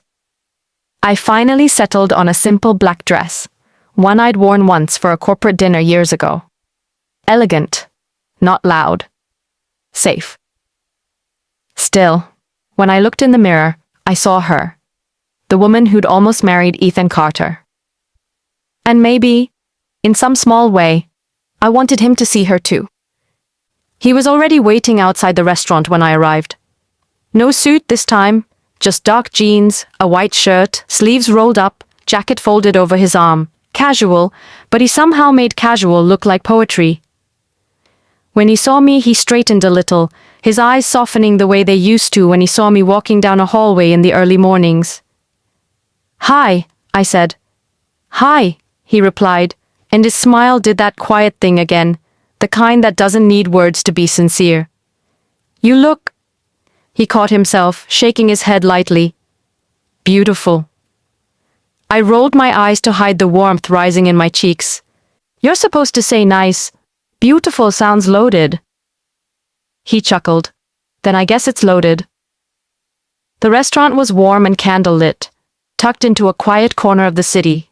A jazz trio played soft background notes, just enough to make the silence between us feel intentional, not awkward. We talked about safe things first. Work, Portland, Jerome's new obsession with grilling everything. Every now and then, our eyes met and stayed there a heartbeat too long. After the main course, I leaned back in my chair. "So," I said, "is this your idea of making me forgive you?" He smiled, but there was a flicker of guilt in his eyes. "No. This is my idea of trying to know you again." 5 years is a long time, I said softly. "Then I guess I've got a lot of catching up to do." He asked me about my favorite music now, the places I'd been, the friends I'd made. And I asked him if he still sketched on paper napkins when inspiration hit. He grinned, reached into his jacket pocket, and pulled out a folded napkin covered in pencil lines. "You're kidding." "Told you," he said, handing it over. "Old habits." I laughed, tracing the faint smudges of graphite. It was a sketch of the restaurant, the tables, the lights, the curve of the wine glasses. He'd drawn it perfectly, except for one detail. "There's no people in it," I said. "There's one," he replied quietly. I looked again, and there I was, a small figure sitting by the window, the candlelight catching my face. The air between us changed after that, softer. He reached for his glass, then set it down again, his voice lower. "I miss this. Not the food, just talking to you like this." I didn't know what to say. I didn't want to ruin it with caution. So I said the truth. I missed it too. When dinner ended, we stepped outside into the cool night. The street was quiet, golden under the lamplight. He walked me to my car, hands in his pockets, looking down at the sidewalk like he was weighing something heavy. "Lillian," he said finally, "I'm not asking you for anything right now. I just want to keep showing up, to be around, to earn your trust again, little by little." I looked up at him. He meant it. It was there in his eyes, steady, calm, sincere. It wasn't the man who'd once let ambition swallow everything. This was someone humbler, real. "Okay," I said softly. "Okay. I can live with little by little." He smiled then, genuine and warm, like light breaking through gray clouds. When he left, I sat in my car for a long minute, just breathing. The city felt different tonight, brighter somehow. And for the first time in years, I didn't feel like I was running from the past. I was walking toward something new. Maybe still cautious, maybe still afraid, but walking all the same. For a week after dinner, Ethan didn't push. No unexpected texts, no thinking about you messages, no pressure. He just showed up. Sometimes I'd walk into the office to find a fresh coffee waiting on my desk with a yellow sticky note that said, "Try not to skip breakfast today." Other days, he'd stop by during lunch, drop off something small, a new sample for a project, a printout I forgot to request, and leave before I could overthink why he was there. He was doing exactly what he promised, earning it, little by little. And somehow, that made it harder not to feel something again. Friday evening, the office emptied early. Everyone had somewhere to be except me. I stayed behind, cleaning up my desk, sorting through papers that didn't really need sorting. It was one of those long gray evenings that felt too quiet, too still. Just as I was slipping on my jacket, a soft knock sounded at the door. "Still working?" I didn't even have to look up. "Ethan." He stepped inside, smiling gently. "Didn't want you walking out alone this late." I tilted my head. "You've been doing that a lot lately, showing up right when I'm about to leave?" He shrugged. "Maybe I have good timing now." "Or a tracker," I teased. He laughed, and the sound filled the room in a way I hadn't realized I missed. We walked out together. The city was tinted gold, the sky bruised with the last bit of daylight. He kept a quiet pace beside me, not too close, not too far, like he was learning how to exist near me again without crossing invisible lines. At the corner, we stopped for coffee from the little cart that stayed open late. He handed me a cup before I could pay. "Still no sugar, right?" I smiled. "Still." He nodded, eyes soft. "Some things don't change." "Some shouldn't," I said quietly. We found a bench near the park, the kind surrounded by trees and streetlights that flickered like tired stars. We sat there for a while, sipping in silence. I could feel him watching me sometimes, like he wanted to say something but didn't want to ruin the peace. Finally, he said, "You know, I used to think love was supposed to be loud, big gestures, grand promises." "And now?" I asked. He smiled faintly. "Now I think it's this. Quiet, patient, someone waiting beside you even when you're not sure you want them to." I stared at him for a long moment. "You've changed, Ethan." "I had to," he said softly. "Losing you made sure of that." The honesty in his voice settled deep in my chest. It wasn't poetic. It wasn't a line. It was just truth, the kind that hums quietly but stays. We started talking about everything and nothing after that. About work, about Jerome's barbecue disasters, about Ella's latest dramatic crush. At one point, I realized how easy it had become again, the laughter, the pauses, the way I could meet his eyes without feeling like I was walking on glass. When the night grew colder, he offered me his jacket. I hesitated, then took it. The fabric was warm, and his scent clung faintly to it. Cedar, coffee, and something clean I could never name. "Thank you," I murmured. He smiled. "You always forget to bring one." "You always remember," I said. He didn't reply, but I saw it in his eyes, that quiet affection that never really left. When he walked me home, he stopped at the gate, hands tucked in his pockets. "I'll let you go," he said. "You probably need rest." I nodded, tightening his jacket around me. "Ethan?" He looked up, and in the soft yellow glow of the streetlight, he looked so much like the man I'd fallen in love with years ago, just older, steadier, kinder. "I see you trying," I said quietly, "and I appreciate it. I just need you to know I'm still figuring things out. I'm not ready yet." He nodded without hesitation. "Then I'll wait." The simplicity of it stunned me. No pleading, no convincing, just certainty. And maybe that was the biggest difference between who he was and who he'd become. Back then, he wanted control. Now he was offering patience. "Good night, Ethan," I whispered. He smiled, that small, soft smile that always disarmed me. "Good night, Lillian." Inside, I leaned against the door, closing my eyes. It wasn't love yet, not again. But it was close. Close enough to scare me, and close enough to hope. Because the way he waits quietly, faithfully, without asking for anything in return, was starting to remind me what love was supposed to feel like all along.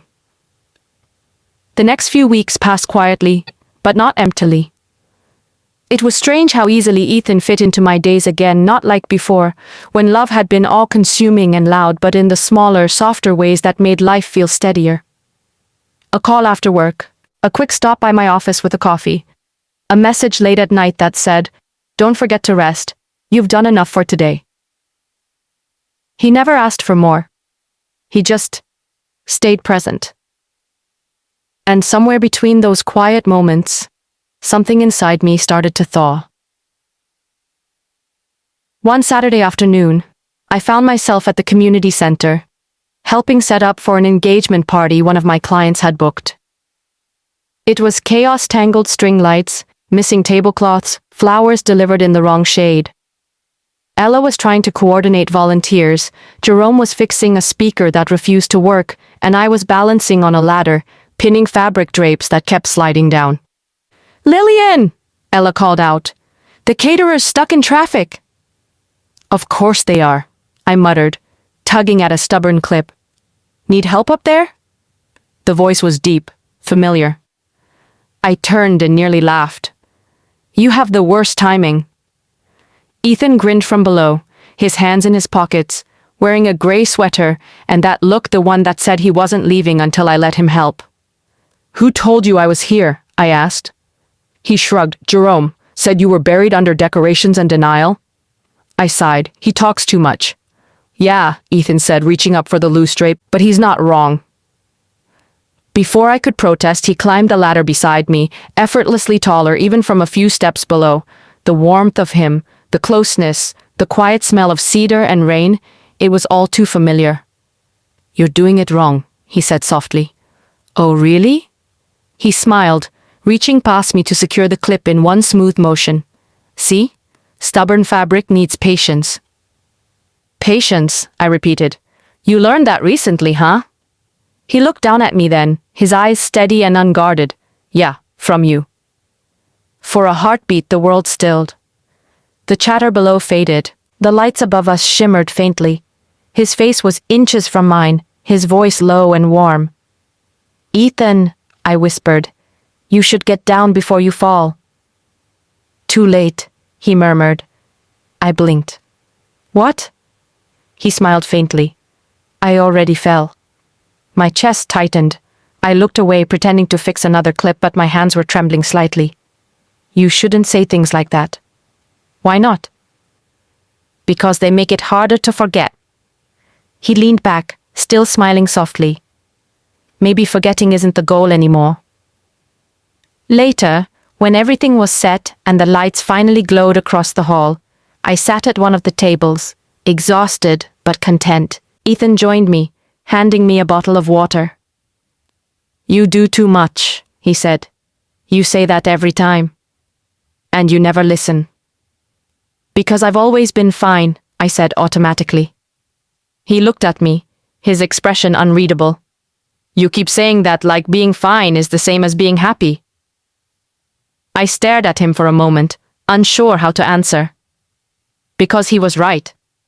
I hadn't been happy in a long time. I'd just been surviving.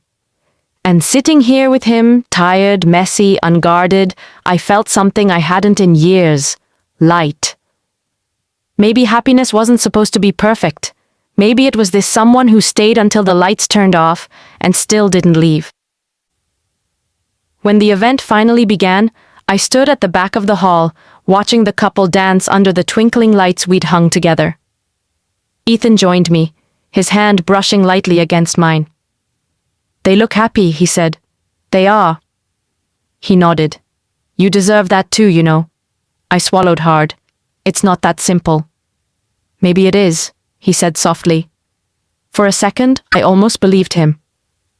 Later, as we walked out into the cool night air, he stopped me near my car.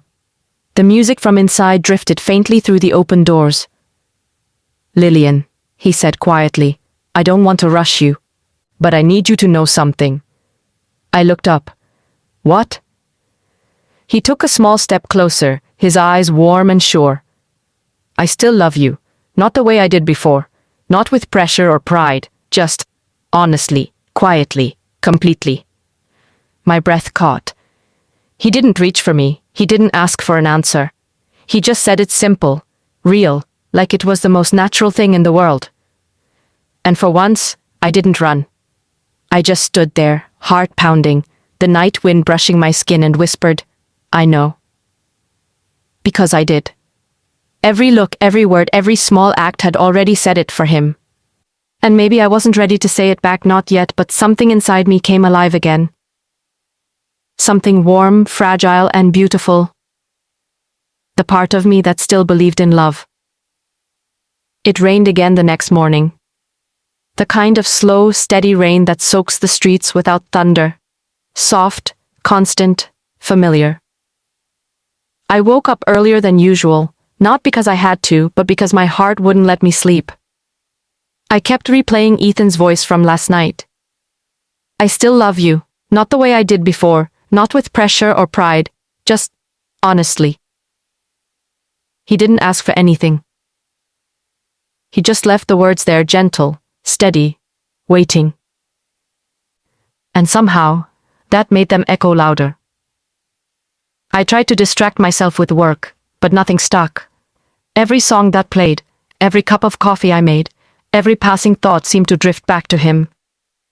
By the afternoon, I gave up trying to ignore it. I texted him before I could second-guess it. "Are you at the office?" He replied almost immediately. "Yeah, why? Can I come by?" "Of course." No hesitation, just 2 words, calm, simple, certain. When I reached his office, I hesitated by the door for a second, taking a breath before walking in. He was standing by the window, rain streaking down the glass behind him, the city reflected faintly in his eyes. His sleeves were rolled up, his tie loosened. He looked real. Tired, maybe, but peaceful. When he turned and saw me, that quiet smile appeared, the one that always felt like home. "Hey," he said softly. "Hey," I echoed, closing the door behind me. He studied my face for a moment. "Everything okay?" "Yes, no, I don't know." I laughed lightly, shaking my head. "I just needed to see you."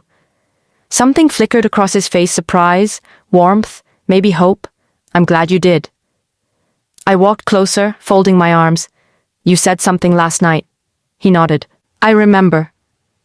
You said you still love me." I did. My chest rose and fell faster. "Why now, Ethan? After everything?" He took a breath.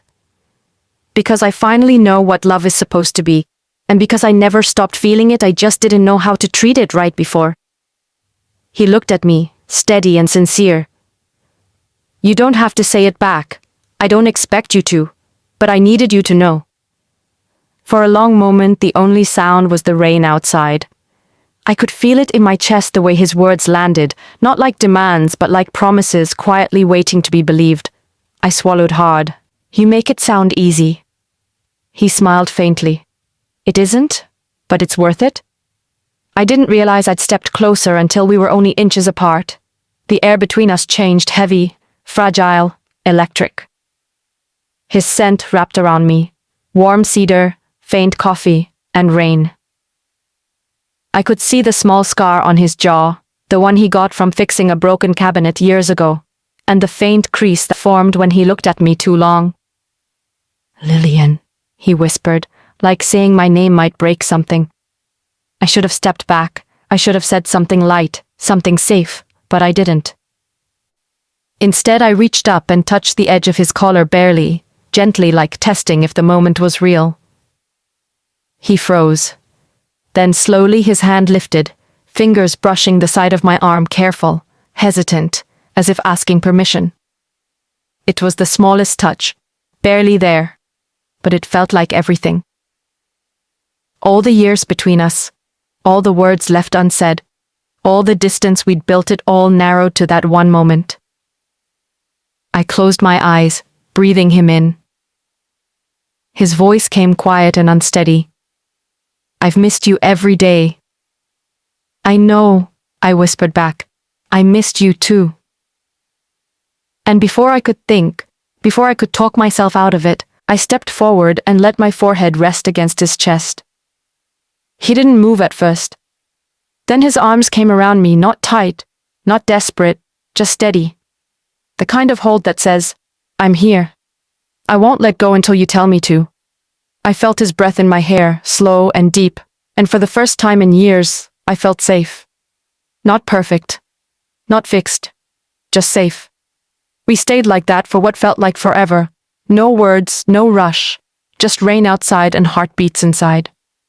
When I finally pulled back, his eyes met mine, full of quiet awe, like he was afraid to breathe too loudly and ruin the moment. "I don't know what this means yet," I said softly, "but it feels like something." He smiled, that soft, aching smile I'd once fallen in love with. "It's enough." That night, as I lay in bed, I kept replaying the feeling of his arms around me, the steadiness, the warmth. And for the first time in a long time, I didn't feel torn between the past and the future. I just felt present, and that was enough to believe that maybe love could really come back to life. The following weeks unfolded gently, like the city itself had decided to breathe a little slower for us. We didn't define anything. We didn't try to. There were no labels, No promises whispered in the dark, just an unspoken understanding that something new was growing between us, quiet and steady, like spring pushing through late snow.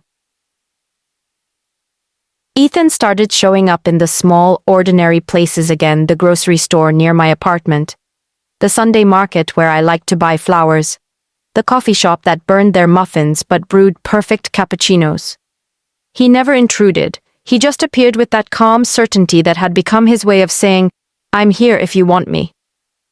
Sometimes we walked without saying much. Sometimes we talked about everything: work, childhood stories, the stupid way Jerome used to mix chocolate syrup with orange juice because he liked the color. One evening we sat by the river, watching the water catch the city lights.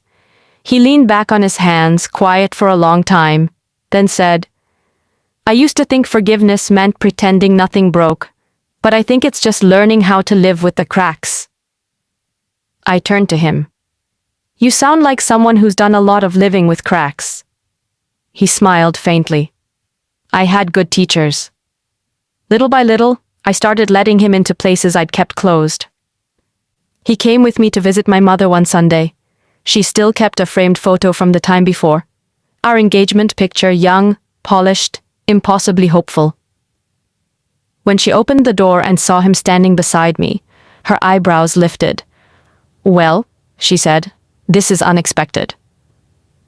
Ethan handled it gracefully, helping her carry a box of books inside as if nothing had changed. Later, when she went to the kitchen, I caught him studying the photo on the mantel. "We looked so sure," he murmured. I nodded. "We were. We just weren't ready." He looked at me then, and the weight of 5 years folded neatly into one small, quiet moment. There were still days when I hesitated, mornings when my old fears tried to climb back up my spine, whispering that good things don't last, that people don't really change. But then he'd call just to ask if I'd eaten, or send a message that said, "You were amazing in the meeting today," even when I didn't think he'd noticed. And the fears would lose their voice. One night, after a long week, I invited him over for dinner. I cooked nothing fancy, just pasta and roasted vegetables, and for the first time in years, my apartment felt alive. He insisted on doing the dishes after, sleeves rolled up, humming softly while I leaned against the counter watching him. "You know," I said, smiling, "you never used to do dishes." He grinned over his shoulder. "I'm full of surprises now." I said, teasing. "We'll see how long that lasts." "Forever," he said simply. The word settled in the room like a small promise. Later, we ended up on the couch, the TV playing some quiet documentary neither of us was really watching. The air between us felt peaceful, not the fragile kind, but the solid kind that comes after a storm finally runs out of thunder. At one point I leaned into him without realizing it. He didn't move, just shifted slightly so that my head fit perfectly against his shoulder. It wasn't passion, not yet. It wasn't fireworks or grand confessions. It was warmth, safety, the quiet certainty of two people who'd stopped running from each other. He rested his hand lightly on mine, not holding, not gripping, just there, present, real. I closed my eyes and whispered, "It feels different this time." "It should," he said softly. "We're not who we were." That night, as I lay in bed, I thought about everything: the broken beginnings, the quiet returns, the way love sometimes circles back not as a fire, but as a steady light. We weren't the same people who'd once fallen apart. We were something smaller, calmer, and maybe truer. And whatever this was, friendship, forgiveness, something blooming slowly into love again, I didn't want to rush it. For the first time in a long time, I was okay with taking it slow. Because I could feel it in every look, every laugh, every silence that no longer felt empty. We were becoming something worth keeping. I used to think love came back like thunder, sudden, loud, impossible to ignore, but it didn't. It came back like this, quietly, steadily, in the rhythm of everyday things.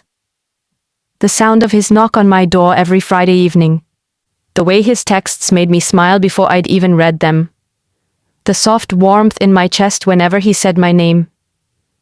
By the time I realized it, it was already happening. I was falling for Ethan Carter again, only this time, without the rush, without the fear, without the need to prove anything. This time, it was simple. One evening in early spring, we met at the small park near my apartment. The trees were beginning to bloom, pink petals clinging stubbornly to the cold air. He brought coffee like always, and a small bag of cinnamon rolls from that old bakery we used to visit years ago. "They still make these?" I laughed. "They do," he said, smiling. "You just stopped going." He handed me one, and when our fingers brushed, my heart betrayed me, skipping a beat like it hadn't learned how to be cautious anymore. We sat on the bench near the fountain, talking about everything and nothing. At some point, I told him about a new event proposal I'd been offered, a big one, out of state. It could mean months away, maybe longer. His face didn't change, but something in his eyes did, a flicker of worry he tried to hide. "That's amazing, Lil," he said. "You deserve it." "You don't sound excited." "I am," he said quietly. "I just don't want to see you go." I looked at him, really looked, and realized the truth. He wasn't trying to hold me back. He was trying to let me choose freely, without guilt. That's what love looked like now. And maybe that's when I knew this wasn't a second chance built on longing. It was a new beginning, built on respect. When I dropped the empty coffee cup into the bin, the wind caught the petals above us, sending a swirl of pink and white around the bench. Ethan stood close, his voice low. "You always said spring made you feel alive." "It does," I said. "Everything starts again." He smiled faintly. "Including us?" The question hung there, not desperate, just open. I hesitated because words still scared me. They had power. But the truth had been sitting quietly inside me for weeks, waiting for a moment like this. I nodded slowly. "Including us." His eyes softened, relief breaking across his face like sunlight. We started walking toward the park exit, the sky bruising into twilight. When we reached the gate, I stopped. "Ethan?" He turned back, and before I could think too much, I stepped closer, close enough to smell the faint trace of his cologne, the warmth of his breath against the cool evening air. "For the record," I said softly, "I'm not going anywhere." He blinked, like he wasn't sure he heard right. "What about the proposal?" "I'll still take it, but I'm coming back, because for the first time I actually want to." He exhaled slowly, like the tension he'd been holding for weeks had finally released. And then he smiled, the real one. The one that always started in his eyes first. "I'll wait," he said. "I know," I whispered. "I don't know who moved first. Maybe it was him, maybe it was me. All I remember is the space between us closing one slow step at a time until I could feel his heartbeat against mine." He looked at me once, searching, making sure I meant it. I did. Then he kissed me. Not like before, not rushed, not hungry, but with quiet certainty, like he'd been saving that moment for years. The world around us blurred, the rain-damp air, the faint scent of flowers, the hum of traffic in the distance. All that existed was this. His hand at the back of my neck, my fingers clutching his jacket, our breaths mingling in that fragile, perfect space between heartbreak and healing. When we finally pulled apart, neither of us spoke. We didn't need to. Everything that needed to be said was there, in the way he touched my cheek, in the way I leaned into his palm, in the soft laughter that broke between us after so many years of silence. That night, lying in bed, I couldn't stop smiling. Not the wide, dizzy kind of smile. Just a quiet one, the kind that comes when you finally feel peace settle where pain used to live. For the first time, I didn't wonder if it would last. I didn't need to. Because some love stories don't need to start over. They just need to begin again, slowly, honestly, exactly where they left off. If someone had told me years ago that Ethan Carter and I would end up here again together, hand in hand about to say I do, I would have laughed. Not because it was impossible, but because I'd stopped believing that love could survive everything we'd put it through. But somehow, it did. Not through miracles or grand gestures, but through quiet persistence, through showing up when it was easier to disappear, through forgiveness that came one small act at a time. We didn't rush it this time. We built it slowly, brick by brick. Today, as I stood in front of the mirror, dressed in white and trembling like the girl I used to be, I realized I wasn't nervous about marrying Ethan again. I was nervous about believing this was real, that love could fall apart and still find its way home. The morning began soft and golden. The sky over the gardens shimmered with early light, the kind that feels like a blessing. Ella was fixing my veil while humming off-key. Jerome was pacing the hallway outside like he was the one about to walk down the aisle, and my mother kept dabbing at her eyes every time she looked at me. "You look like peace," she whispered, holding my hands. Peace. I'd never thought that word would belong to me again, but maybe that's exactly what this love had become. Not wild or consuming, just peaceful. When the music began, everything slowed down. The doors opened and the scent of roses filled the air. The crowd blurred friends, family, faces from years past, but all I saw was him. Ethan stood at the end of the aisle, wearing a simple black suit, no tie, his hair a little messy from the wind. He wasn't smiling the way he used to, not the confident showman smile that once could melt a room. This one was smaller, softer, trembling just at the edges. And when our eyes met, it felt like the whole world exhaled. Each step toward him felt like a lifetime. Every memory flashed in fragments the night we first met. The fights, the heartbreak, the laughter, the silence that nearly broke us.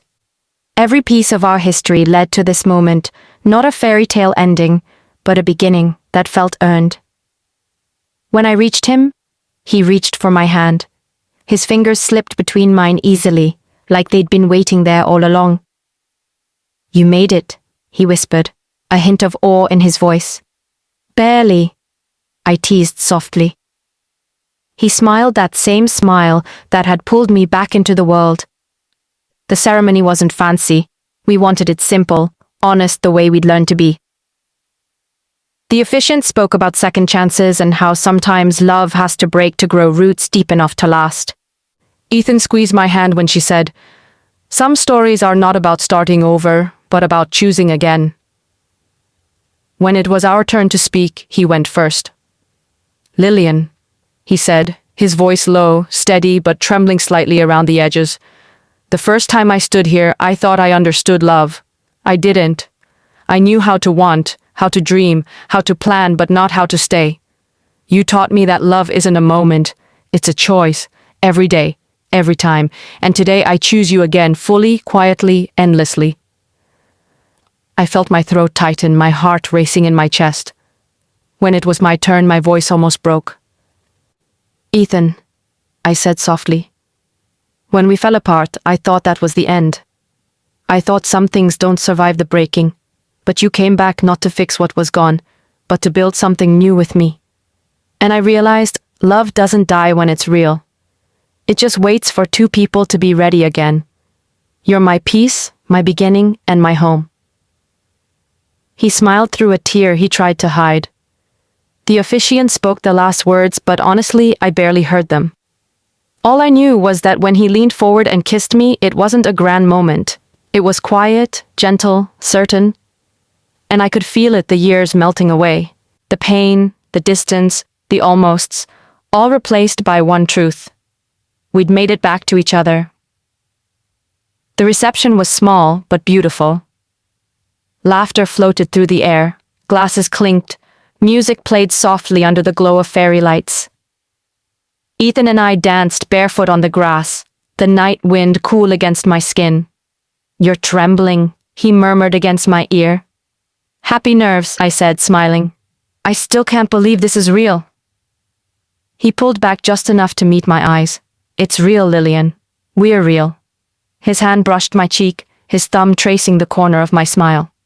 "You know," he said quietly, "I used to think love was supposed to feel like fireworks. And now?" He smiled. "Now it feels like breathing." I leaned my forehead against his, closing my eyes. "Then let's never stop."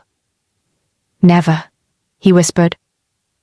Hours later, after the music faded and the guests began to leave, we slipped away from the noise, walking down the path lined with lanterns toward the edge of the garden.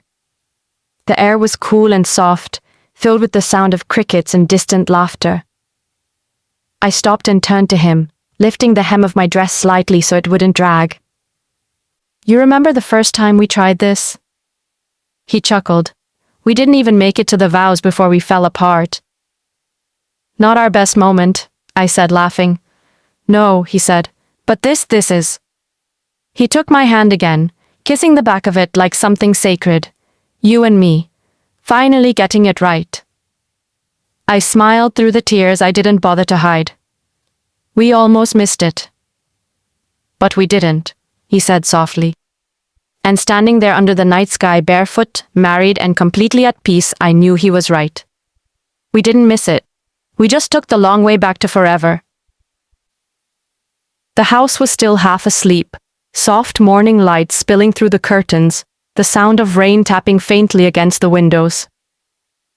I stood barefoot in the bathroom, holding my 4-month-old daughter against my chest. Her tiny fingers curled around the fabric of my nightshirt as she yawned, warm and impossibly small against me. My heart was racing. The pregnancy test lay on the edge of the sink, face down, its silent white stick daring me to look. I'd been staring at it for the past 3 minutes, the longest 3 minutes of my life.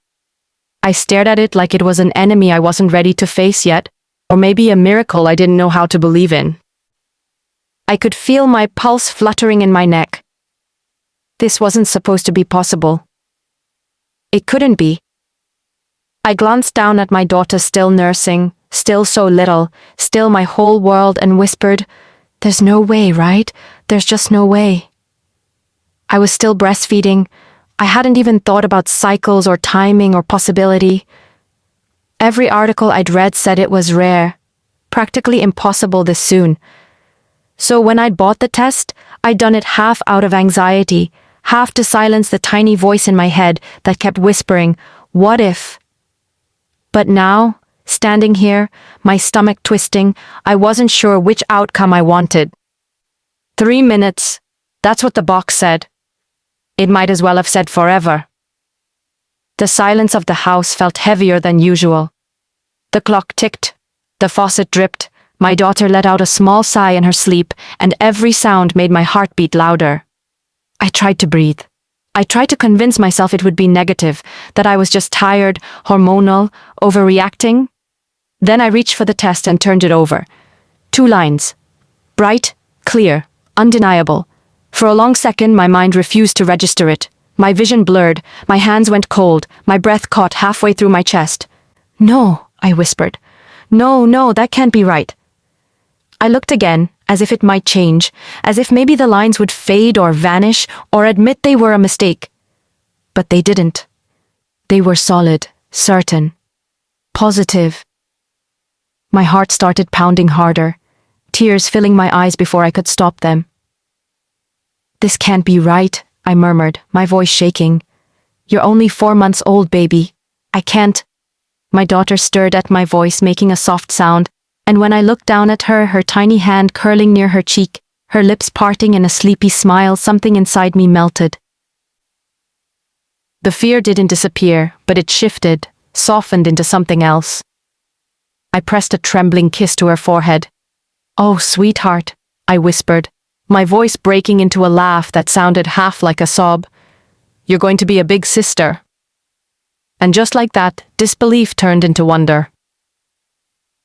I walked slowly back to the bedroom, the test still clutched in my shaking hand. The early light was spilling through the curtains now, turning the air gold.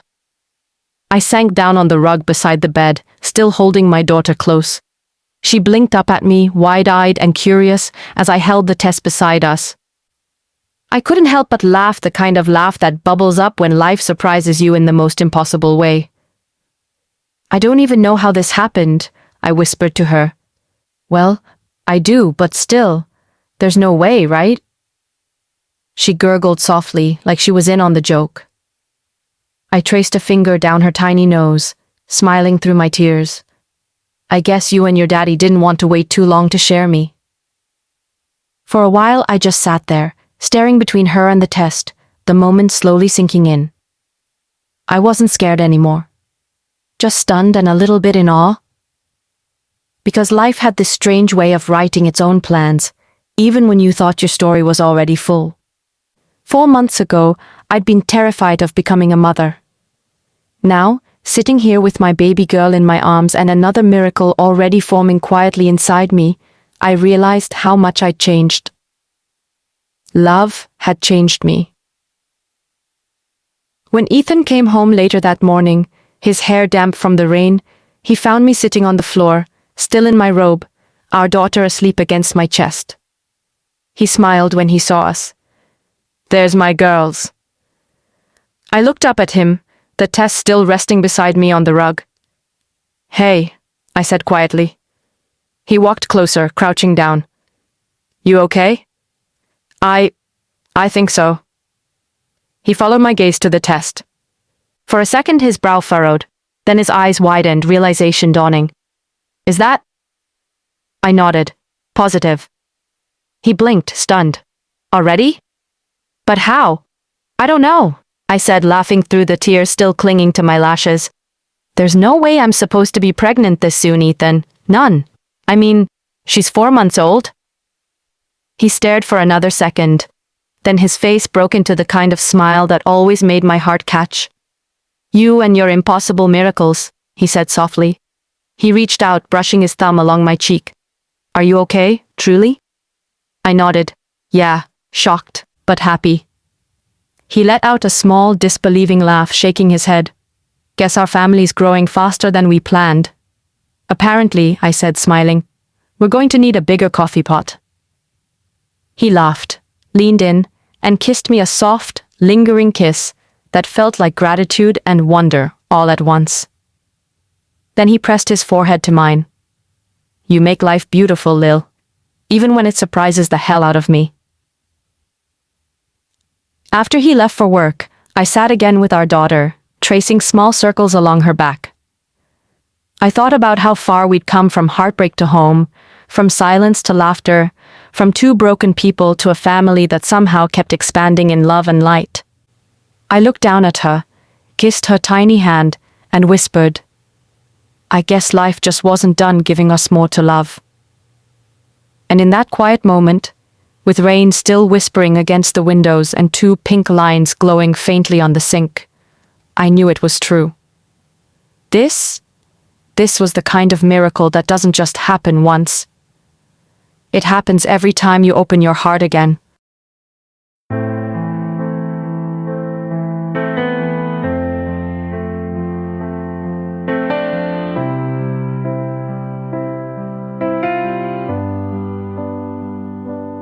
If the stars fell from the sky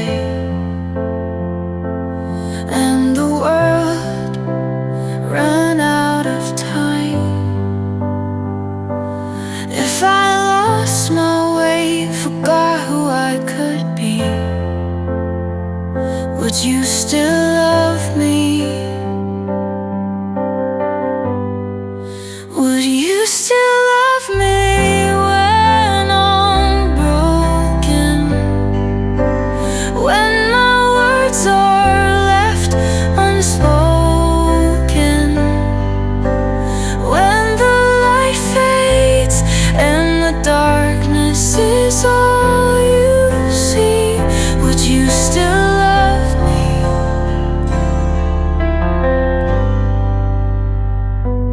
If my dreams crumble